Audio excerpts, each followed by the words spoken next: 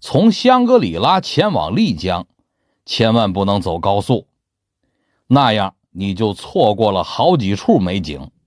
记住了，一定要走东环线，这条线也叫虎香公路。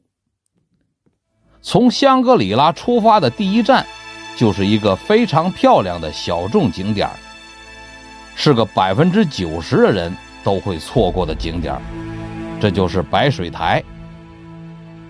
前面咱们走过的地方都是藏族的聚居地，见人打招呼都是扎西德勒。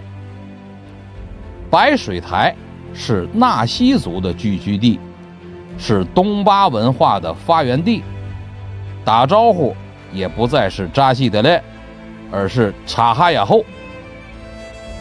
如果你去过九寨沟的黄龙，你一定对这样的景观不陌生。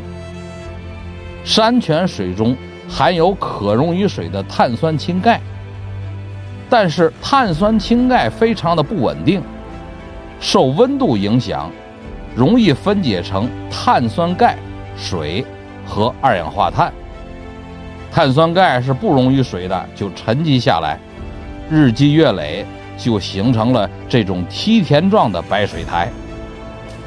这里前不久刚刚发生过一次泥石流，把水源的水变得污浊发黄。如果没有黄泥，白水台的白色是非常纯洁的，也称仙人宜田。